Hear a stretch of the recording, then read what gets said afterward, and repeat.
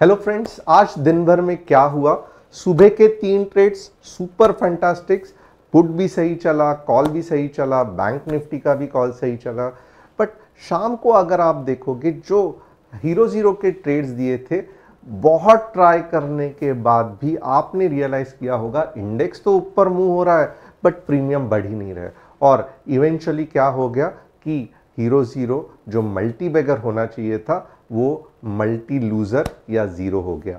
तो इसका कोई ना कोई आपको कैसे पता चलेगा कि आज हीरो जीरो नहीं चलने वाला है, या आज अगर हीरो जीरो में ट्राई भी करूंगा तो मुझे लॉट कम लेने हैं। इसका ओपन इंटरेस्ट में आज मैं आपको कंसेप्ट बताने वाला हूं, क्योंकि जब हमने भी आज हीरो जीरो का एनालिसिस किया, कहीं तो भी आप देखोगे मैं खुद 50-50 था, क्योंकि ओपन इंटरेस्ट जो था वो सपोर्ट नहीं कर रहा था आज के हीरो जीरो को। तो ये कैसे है, क्या है, मैं पूरा का पूरा आपको डिटेल बताने वाला हूं, तो बहुत ध्यान से देखना, क्योंकि अब आपको भी पता है कि हफ्ते में 4 बार एक्सपायरी होती है और हीरो जीरो के ट्रेड्स बहुत से बार होते हैं। राइटर्स बहुत से बार हीरो जीरो जीरो कर देते हैं, तो हमें हीरो के बदले जीरो बना देते हैं। तो अब जो मैं कंसेप्ट बता रहा हूं वहां पे आपको मैं इतना ही आपको एक डबल कंफर्मेशन की चीज बता सकता हूं कि अगर ये नहीं बन रहा है तो आप थोड़े से लॉट्स कम लेना, या जस्ट एक ट्राई करना, अननेसेसरीली बड़े लॉट्स के साथ मल्टी डबल ट्रिपल करने के चांसेस मत करना। अब ये तो मैं बताऊंगा ही, but at the same time हम आज कौन से स्टॉक्स एनालाइज करने वाले हैं। ओलेक्ट्रा फंटास्टिक ईवी स्टॉक, बहुत सारे बसेस ओलेक्ट्रा के हैं और गवर्नमेंट के भी बसेस इनको ही ऑर्डर जाती है। JBM auto one of it, उसके बाद में BL again a defence stock, IDFC first bank, इसका भी एनालिसिस करने वाला हूँ, प्राज इंडस्ट्रीज का भी करने वाला हूँ। तो आप चाहते हैं कि आपके भी स्टॉक्स का एनालिसिस करूं, कमेंट में डाल देना। जो नए हैं चैनल को सब्सक्राइब, बेल बटन को हिट, और आज जैसे फंटास्टिक निफ्टी बैंक निफ्टी के मॉर्निंग के ट्रेड गए, ऐसा एनालिसिस चाहिए तो डिस्क्रिप्शन में जो व्हाट्सएप कम्युनिटी लिंक है उसे ज्वाइन कर लेना। अब सबसे पहले हम क्या करेंगे कि आज के सिचुएशन को देखेंगे कि क्या ऐसे हुआ कि हीरो जीरो का कंसेप्ट हमारा फेल हो गया। तो मैं यहाँ पे क्या करूँगा, मैं 15 मिनट्स में आपको आज का एनालिसिस बताऊंगा। ओके, बाय द वे, कल का एक्सपायरी के टाइम का ओपन इंटरेस्ट का जो एनालिसिस था आप सभी को याद रहेगा, जिसमें मैंने क्या कहा था कि ऑप्शन डेटा बता रहा है, ऑप्शन डेटा बता रहा है कि 20,100 के ऊपर जबरदस्त कॉल राइटिंग है और 20,000 पे जबरदस्त पुट राइटिंग है। ओके, तो मैंने ये भी कहा था कि मार्केट जो है वो रेंज में रहने वाला है। ओके, क्योंकि यहां पे जबरदस्त कॉल राइटिंग है।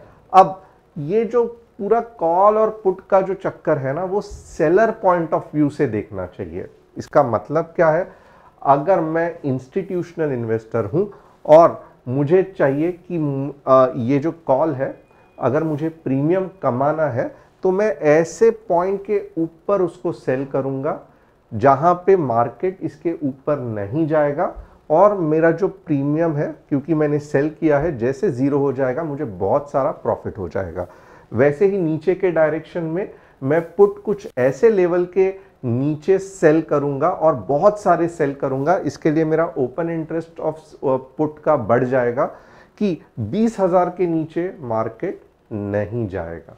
ओके, और क्योंकि आज देखोगे मार्केट रेंज में था, तो यहाँ पे जो कॉल सेलर्स थे उन्होंने भी पैसा कमाया, यहाँ पे जो पुट सेलर्स थे 20,000 के स्ट्राइक प्राइस पे उन्होंने भी पैसा कमाया, और जो बायर्स थे जो बड़े मूव का इंतजार कर रहे थे उनको आज निराशा ही हाथ आई।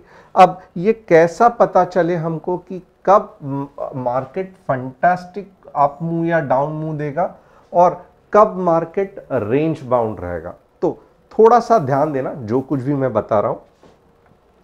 यहां पे आप देखोगे ना, मार्केट 20,000 20,170 पे लगभग हाइक कर दिया। ओके, अब अगर मार्केट 20,170 का हाई कर रहा है, ओके, तो लॉजिकली आप मुझे बताओ 20,100 के जो कॉल राइटर्स है, ओके, जिन्होंने सेल किया है, तो एक्सपायरी पे 20,170 अगर समझो क्लोज होता था तो इनको कितने का लॉस होता था? इनको बहुत सिंपल है, 170 माइनस 100, 20,000 में साइड में रख देता हूं, तो लगभग 70 पॉइंट्स का लॉस होता, राइट। और वही 20,100 के कॉल बायर्स को 70 रुपीज, 70 पॉइंट्स का, रुपीस का नहीं, 70 पॉइंट्स का प्रॉफिट होता। अब अगर मैं ये 50 लॉट साइज से मल्टीप्लाई कर दूं तो लगभग कितना हो जाता है? 3,500। ओके, यहां तक पर लॉट सभी को क्लियर है। अब आगे आप अगर सोचोगे लॉजिकली, मैं अगर 20,100 का, मैं एक इंस्टीट्यूशन हूं, मैं एक म्यूचुअल फंड की कंपनी हूं, मैं एक बड़ा ट्रेडर हूं, या फिर मैं एक बड़ी कंपनी हूं जिसके पास बहुत सारे शेयर्स और बहुत सारे ऑप्शन सेल करने की ताकत है, जैसे ही 20,100 ओके नेगेटिव चला जाता है, यानी कि 170 मुझे प्रीमियम मेरे जेब से पैसे देने के मुझे पता चलता है, ओके, अब क्या मैं ऐसे नहीं करूंगा कि 20,100 का मेरा जो प्रीमियम है, जो अब नेगेटिव हो गया है, मेरे जेब से देने पड़ेंगे, मैं ये लॉस बुक करके 20,200 का सी सेल करूंगा। ओके, क्यों? क्योंकि अभी तक मार्केट 200 के ऊपर नहीं गया है और मुझे चांसेस है कि समझो इसका प्रीमियम अगर 35 है और एक्सपायरी तक अगर नहीं गया है 200 के ऊपर, तो ये पूरा का पूरा प्रीमियम, क्योंकि मैं सेलर हूं, मुझे खाने को मिलेगा या मेरे जेब में चला जाएगा। बट एक बात तो यहां पे तय है, अगर मार्केट 20,170 पे है और मैंने 20,100 का कॉल सेल किया है, तो मैं अपनी पोजीशन क्लोज कर दूंगा, स्क्वायर ऑफ कर दूंगा, बंद कर दूंगा और मैं रोल ओवर करूंगा 20,200 पे, क्योंकि अब ये जो कॉल का सेल है ये इन द मनी हो गया, यानी कि मेरे जेब से पैसे जाएंगे। तो मैं आगे ये करूंगा ताकि अगर एक्सपायरी में मार्केट 20,200 के नीचे ही रहा तो मुझे ये पूरा का पूरा 35 मिलना चाहिए। ओके, इसका मतलब क्या है? तो 20,100 का जो ओपन इंटरेस्ट है वो धीरे धीरे अब नीचे जाना चाहिए और 20,200 सी का जो कॉल का 20,100 सीई का जो कॉल का जो ओपन इंटरेस्ट है वो नीचे जाना चाहिए और 20,200 का ओपन इंटरेस्ट अब ऊपर आना चाहिए। फैंटास्टिक। अब ये तो एक चीज हो गई, right. Eight the same time आप अगर यहां पे देखोगे तो बहुत सारे लोगों को लगेगा यार अब ये अच्छा खासा मार्केट इसके नीचे नहीं आएगा, तो क्या मैं यहां पे पुट राइटिंग कर सकता हूं? यानी कि आप देखोगे वैसे ही ये तो एक हो गया कॉल का चक्कर, बट 20,100 के जो पुट है ये अब मैं दूसरे लाइन से ड्रॉ करता हूं, तो क्या 20,100 के पुट जो है वो ऊपर जाना चाहिए कि नहीं जाना चाहिए? आपको क्या लगता है? क्योंकि जो पुट जो है सपोर्ट की तरह एक्ट करता है। अब जो पुट राइटर्स है 20,000 का प्रीमियम तो खा लिया, अब और ऊपर जाएंगे, 20,100 का प्रीमियम खाने को देखेंगे, क्योंकि इनको लग रहा है कि अब मार्केट 100 के नीचे नहीं आएगा। तो ये कंसेप्ट है, राइट। तो जो मेन है आपको इतना ही ध्यान देना है कि अगर मार्केट 20,170 पे गया है तो 20,100 का सीई घटना चाहिए, 20,200 का सीई बढ़ना चाहिए। ओके, अब जिन जिन लोगों के पास ज़ेरोडा है उनको पता है कि सेंसिबल है, वो फ्री है। अगर आपका ज़ेरोडा का अकाउंट नहीं है तो डिस्क्रिप्शन में मैंने ज़ेरोडा की लिंक दी है, आप ज्वाइन कर सकते हो। बट जिन जिन के पास ज़ेरोडा है उनके लिए ऑप्शन क्या एनालिसिस स्ट्रैटेजी और सभी एनालिसिस करने के लिए सेंसिबल फ्री मिलना चालू हो गया है। तो यहाँ पे अगर आप देखोगे ना, तो आइए देखते हैं। पहला हम सीखेंगे ये मल्टीपल स्ट्राइक है और यहाँ पे आप देखोगे 20,100 का सीई और 20,100 का पीई। ओके, अब सबसे पहले हमें क्या जानना है कि आप यहां पे देखोगे ना, ये देखना पूरे के पूरे इसमें। ओके, अब ये कैसा रिएक्ट कर रहा है थोड़ा सा ध्यान में देखना, पूरे के पूरे इसमें। ओके, अब ये 9:15 को समझो हुआ। ओके, अब 9:15 के आसपास तो मार्केट ऊपर जा रहा था, राइट। तो सीई 20,100 की जो सीई है वो नीचे जाना चाहिए था, राइट। पूरे के पूरे आप इसमें देखोगे 20,100 का सीई कंटिन्यूअसली ऊपर ही जा रहा था। कैसे पॉसिबल है ये, कैसे पॉसिबल है? क्योंकि जो कॉल राइटर्स हैं उनको तो डर के सीई में पोजीशन कम करनी चाहिए थी। ओके, बट आप अगर देखोगे तो मॉर्निंग से ही वो सीई में, क्योंकि यहां पे आप खुद देखो कहां पे आपको सीई नेगेटिव दिख रहा है, जबकि मार्केट 20,170 पे था। 70 पॉइंट्स जेब से प्रीमियम जाने वाले थे। तो कौन ये महाबली लोग हैं जो अभी भी सी सेलिंग किए जा रहे हैं, सेलिंग किए जा रहे हैं? ये सब करने के लिए आपको नहीं लगता है कि जिगर लगेगा? ओके, तो ये एक पहला इंडिकेशन था कि कुछ मार्केट में गड़बड़ चल रहा है। मार्केट में ये जो पार्ट है ये भले यहां पे देखो ये ऊपर का मुंह आप खुद देख सकते हो।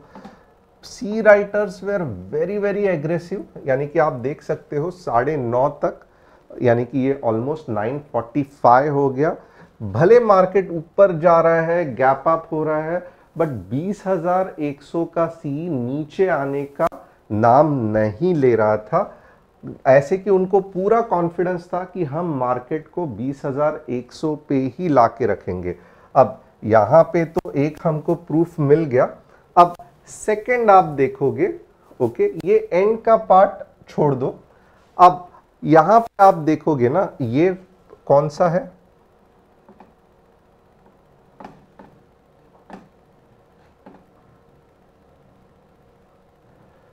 $2:35 PM। Okay, 2:35 PM। उसके बाद आप देखोगे 2:55, 3 PM, 3:10 तक। ये ऑलमोस्ट आप देखोगे ये ऐसा टाइम था जहां पे मैं आपको ये 250 ये वाला पार्ट दिखाता हूं। 240 का ये टाइम चल रहा है। ओके, अब आप देखोगे सी राइटिंग बहुत जोरों पे चल रही है। क्या मार्केट वैसे ही था?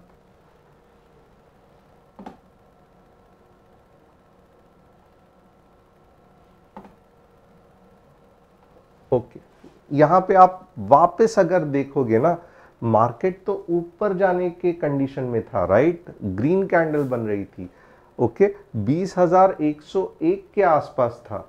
बट आप ध्यान दोगे तब तक सीई टूटने का नाम ही नहीं ले रहा था, बिल्कुल भी टूटने का नाम नहीं ले रहा था। और एट द सेम टाइम आप देखोगे ना, ये जो गैप है, ओके, ये जो गैप है ये यहां पे नहीं, जब सी टूटता है और ऊपर के डायरेक्शन में होता है ना, ये यहां पे ही क्रॉसओवर होना चाहिए था। क्योंकि ऑलमोस्ट आप देखोगे 10-15 मिनट ऑलमोस्ट आप देखोगे तो 20,100 के आसपास मार्केट चला गया था।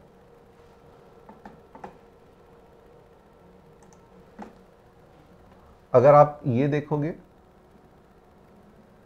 20,108, ये पूरा समय अगर आप देखोगे तो मार्केट 20,110, 20,108, 20,109, यही रेंज में चल रहा था, बट कुछ समय के लिए नीचे आया। बट इसका इफेक्ट क्या होना चाहिए था कि कोई पॉइंट में अगर 108 हो रहा है, 100 नीचे भी आ रहा है, तो कोई पॉइंट पे क्रॉसओवर होना चाहिए था। बट आप देखोगे पूरे के पूरे इसमें एक भी बार क्रॉसओवर नहीं हुआ।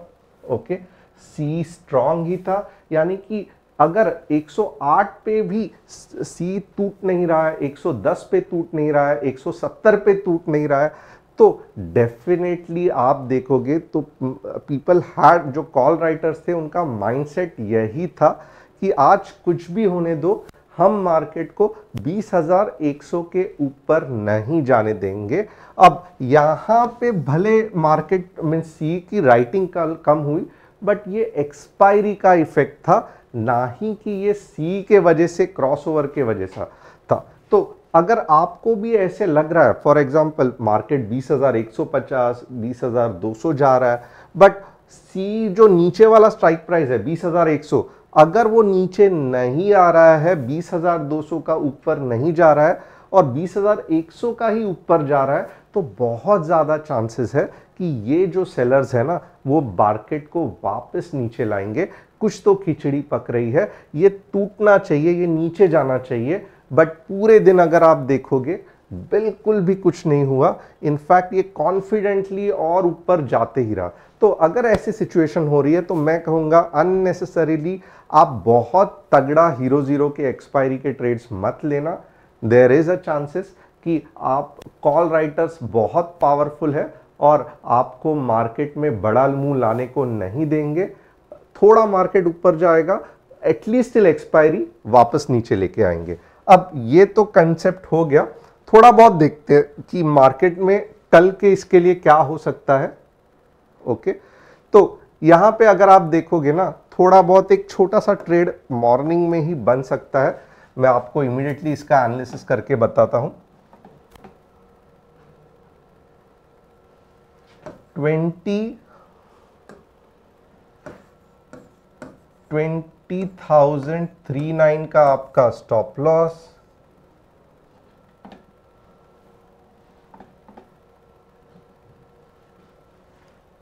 20,120 की आपकी एंट्री, 20,170 का आपका पहला टारगेट, 20,200 का आपका दूसरा टारगेट।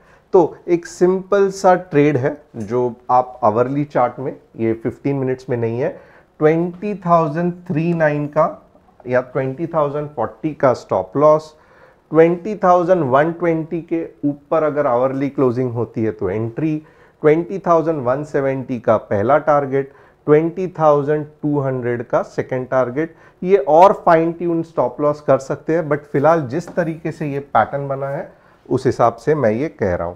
अब नेक्स्ट चीज क्या है, तो हम बैंक निफ्टी देखेंगे कि बैंक निफ्टी में कुछ ऐसा ही एनालिसिस हो सकता है कि नहीं।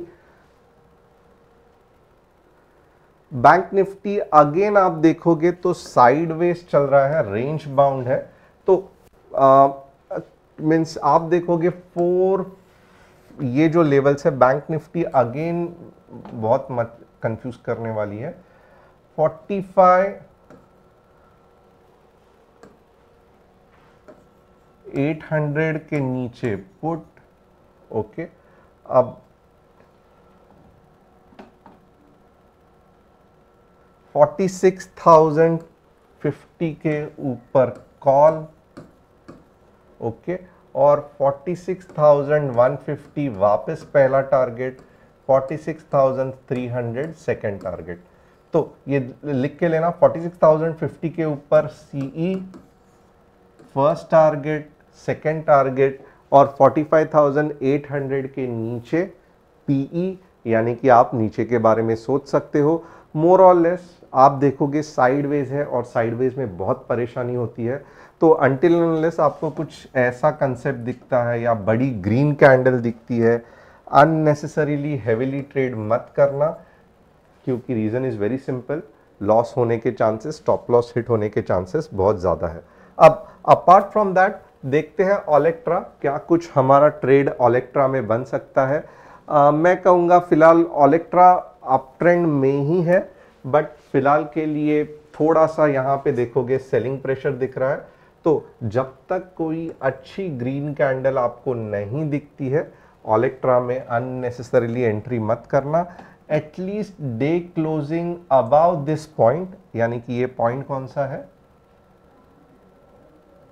1300, मैं कहूँगा 1300 के ऊपर ही एंट्री लेना। 1400 आराम से आ जाएगा और 1250 का आप स्टॉप लॉस लग सकते हो। तो ओलेक्ट्रा फिलहाल ऑफकोर्स बुलिश है, बट फिलहाल के लिए सही नहीं है।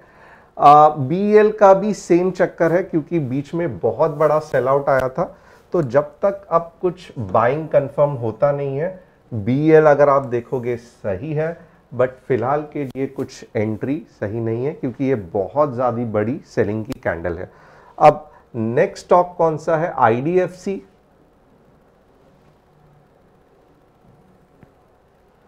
सेम पैटर्न, कोई भी पावरफुल बुलिश कैंडल नहीं बना है, तो ऑफकोर्स IDFC भी आप ट्रेंड में है, बट मैं कहूँगा थोड़ा सा बुलिश कैंडल या कुछ बुलिश पैटर्न बनने दो, उसके बाद में एंट्री लेंगे। बट ओवरऑल आप ट्रेंड में है, एंट्री के लिए थोड़ा सा फाइन ट्यूनिंग की ज़रूरत है। और अगर आप देखोगे 127 के ऊपर एक अच्छी एंट्री बन सकती है। अब नेक्स्ट कौन सा है, प्राज इंडस्ट्री। आपको भी पता रहेगा कि ग्लोबल इथेनॉल ब्लेंडिंग के ऊपर हमारे प्रधानमंत्री जी ने पिच किया था, जिसके कारण प्राज इंडस्ट्री बहुत अच्छा चल रहा है। और आप देखोगे कि बाकी के स्टॉक के कंपैरिजन में इसने ऑलरेडी जो नेगेटिविटी थी उसको ओवरकम किया है। 600 अप के बाद एक अच्छी एंट्री पॉइंट हो सकती है, और जिस हिसाब से ये स्टॉक चल रहा है, कुछ आने वाले दिनों में 800 तक आ सकता है। ये जस्ट मैं आपको एनालिसिस को बता रहा हूँ, कुछ बाइंग के रिकमेंडेशन नहीं दे रहा हूँ। तो होप आपको आज का एनालिसिस पसंद आया रहेगा। थैंक्स अ लॉट, और कल मिलते हैं कुछ सीखने के ऊपर, क्योंकि मार्केट ज़्यादा साइड ट्रेंड में जा रहा है, इसके लिए इतना ज़्यादा हमें बड़ी मूव कैप्चर करने में दिक्कत हो रही है। Thanks a lot.